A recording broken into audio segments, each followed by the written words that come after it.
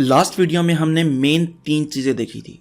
पहली कि जनरल जॉर्ड अमेजो के हाथों मारा जाता है, दूसरी कि बैटमैन जाकर वाइल्ड कैट को कोमा से बाहर निकालता है, और तीसरी और सबसे अहम चीज कि डॉक्टर मिडनाइट कॉर्नर का ऑपरेशन करके उसे ठीक कर देता है। अब आगे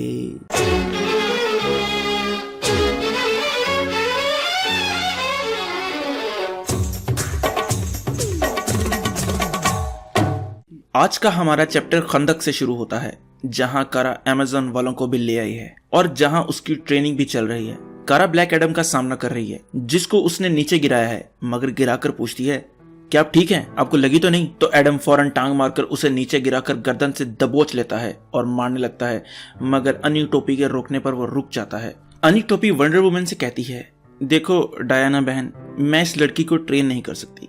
अगर ये खुद से नहीं लड़ सकती तो किसी सामने वाले से क्या लड़ेगी?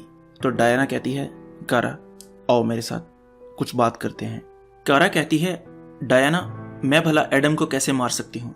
उसने मुझे रहने की जगह दी, खाने को रोटी दी। तो डायना कहती है, सिर्फ यहाँ पर एडम ही ऐसा एक आदमी है जो तुम्हारे वार बर्दाश्त कर सकता है। तो कारा कहती है, तो मैं तुमसे भी तो मुकाबला कर सकती हूँ ना, तो तुम मुझे सिखा दो।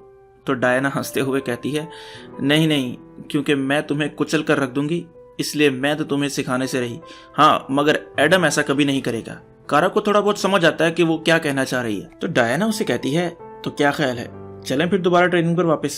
दूसरी तरफ एक और जगह ब्लू बीटल की भी ट्रेनिंग चल रही है, जिसे बूस्टर गोल्ड ट्रेन कर रहा है। मगर इस दफा उनके पास टेड के बैटल रोबोट्स ट्रेनिंग के लिए नहीं थे, उनके पास सिर्फ टायर मौजूद थे।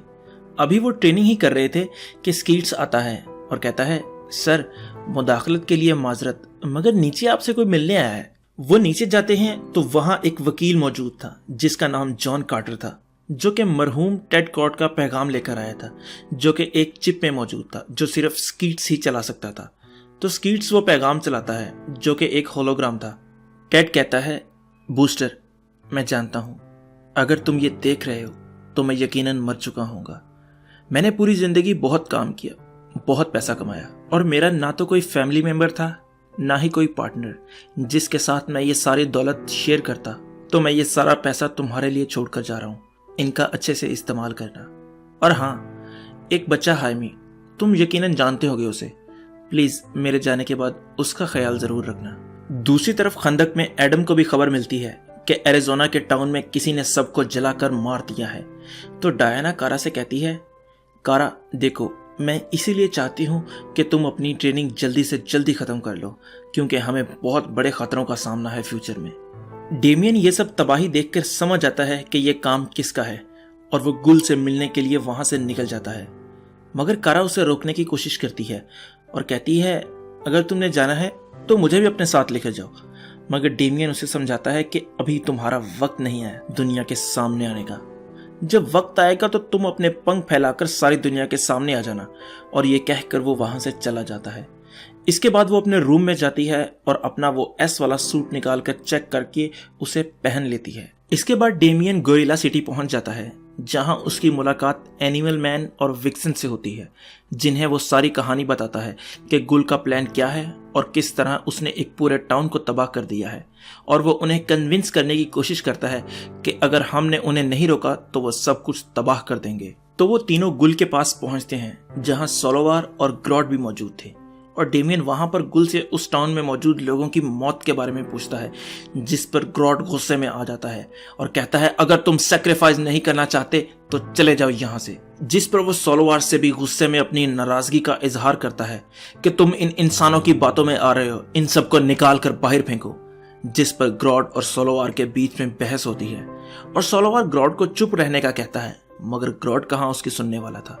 तो सोलोवार अपने सिपाहियों से कहता है कि पकड़ लो ग्रॉड को, मगर वो लोग तो पहले ही ग्रॉड के साथ मिले हुए थे। जिस पर सोलोवार को और गुस्सा आ जाता है और गुल और अथानासिया दोनों वहां से निकलने का प्लान बनाने लगते हैं, क्योंकि उन्हें अंदाजा हो गया था कि आगे क्या होने वाला है। इतनी देर में ग्रॉड एक भाला पकड़कर सोलोवार के कंधे में मारता है और सोलोवार भी अपनी पावर्स को यूज करता है और ग्रॉड के सारे साथियों की सांसें रोक लेता है। अब ग्रॉड और सोलोवार दोनों आमने सामने थे। तो ग्रॉड अपने गोरिल्लास की आर्मी इकट्ठी कर लेता है जो कि उससे वफादार थे, और सोलोवार भी अपनी आर्मी को बुलवा लेता है और गुल और बाकी सब वहां से निकल रहे हैं आहिस्ता आहिस्ता। मगर सामने से उन्हें ग्रॉड के गोरिल्लास रोकने के लिए आ जाते हैं, जिनको पॉइजन आइवी ठिकाने लगाती है और उनके जाने का रास्ता बनाती है। तो गुल अथानासिया से कहता है सुसाइड स्क्वाड को बुलाओ और उनसे कहो कि डॉक्टर आइवो तक जाने का मेरा रास्ता क्लियर करें। मगर डॉक्टर आइवो के रूम के बाहर भी बहुत से गोरिल्लास पहरा दे रहे थे, जिनकी धुलाई करके वो लोग अंदर जाने का रास्ता बनाते हैं गुल के लिए। गुल अंदर जाता है और आइवो से कहता है वेपन को रेडी करो।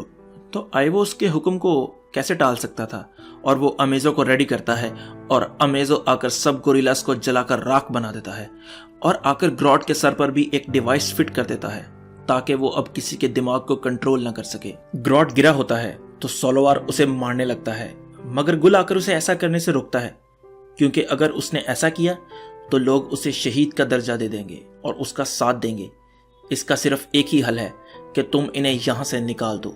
ग्रॉड उठकर कहता है सोलोवार, तुम्हें क्या लगता है इन्होंने मेरे लिए इस तरह का एक डिवाइस बनाया है, तो क्या तुम्हारे लिए नहीं बनाया होगा? अभी भी वक्त है, समझ जाओ मेरी बात। मगर सोलोवार उसकी एक भी नहीं सुनता और उसे शहर से बाहर निकाल देता है उसके साथियों के साथ, और दुनिया को यह बताने के लिए कि गोरिल्लास भी वीक नहीं है, वो अमेजो को दुनिया पर अटैक के लिए भेज देता है। और वो सीधा दिल्ली में पहुंचता है जो कि एक बहुत ही पॉपुलेटेड एरिया है, और वहां पहुंचकर वो लोगों पर कहर ढा देता है, जिसकी खबर डेमियन एडम और डायना को देता है। तो ये सुनकर कारा कहती है कि मैं भी चलूंगी, मगर वो लोग उसे वहां रुकने का कहते हैं ताकि वो सेफ रह सके। और इस सब वाक्य की खबर बैटमैन को भी मिल जाती है, जो जस्टिस लीग के सब मेंबर्स को पैगाम भिजवाता है कि एक बहुत बड़ा अटैक हुआ है जिसमें बहुत से लोग मारे जा रहे हैं और हमें जाकर उन्हें बचाना है।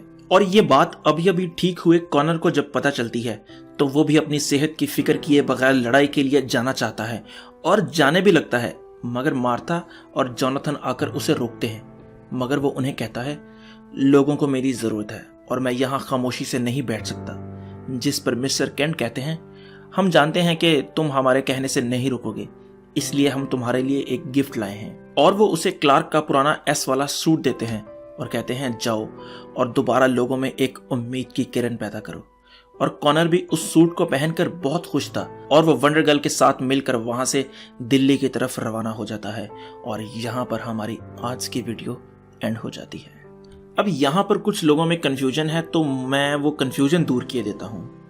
एक एग्जाम्पल से मैं समझाने की कोशिश करता हूँ कि देखें, सपोज एक कॉमिक के 40 चैप्टर हैं, मेरे पास काफ़ी ऑप्शंस हैं कि मैं उसके एक चैप्टर की एक वीडियो बना सकता हूँ। इस तरह मेरी 40 वीडियो बन सकती हैं। मैं 2 चैप्टर की एक वीडियो बना सकता हूँ, इस तरह मेरी 20 वीडियो बन जाएंगी। इसी तरह अगर मैं 4 चैप्टर की एक वीडियो बनाता हूँ तो मेरी 10 वीडियो बनेगी। तो क्वांटिटी ऑफ वीडियोस से आप जज ना करें कि कौन आगे है और कौन पीछे है। अगर अगली वीडियो में कवर करूंगा तो तकरीबन मैं जो ऑफिशियल रिलीज है इनजस्टिस 2 की, मैं उसके साथ मिल जाऊंगा। तो अब ये आप लोगों के जेन में है कि मैंने 16 एपिसोड बनाई है तो मैं बहुत पीछे हूँ, ऐसी बात नहीं है। मैं एक वीडियो में 4 चैप्टर को कवर कर रहा हूँ। लोग एक वीडियो में 2 चैप्टर को कवर करते हैं, इसलिए उनकी 32, 33, 34, 35 वीडियो बन गई हैं। और मैं एक वीडियो में 4 चैप्टर कवर कर रहा हूँ, कभी मैं 3 कर लेता हूँ, कभी मैं भी 2 कर लेता हूँ।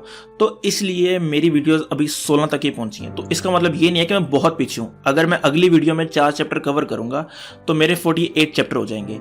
और अभी जो ऑफिशियल रिलीज हुई है इनजस्टिस के कॉमिक के, तो उसमें 49 चैप्टर उन्होंने रिलीज किया है। और आप में से अगर किसी को नहीं पता तो ऐसा है कि हर वीक में एक इनजस्टिस का चैप्टर आता है, तो यानी कि मंथ में टोटल 4 चैप्टर आते हैं। तो आप आइडिया लगा सकते हैं कि आगे क्या फ्यूचर में वीडियोस किस तरह बनेंगी। तो ये थोड़ी सी मुझे लगा कि कंफ्यूजन है तो मैं दूर कर दूं। तो अगर आपको ये वीडियो पसंद आई है तो लाइक करें, कमेंट करें और सब्सक्राइब जरूर करें। तो खुश रहें, खुश रखें। अल्लाह हाफिज।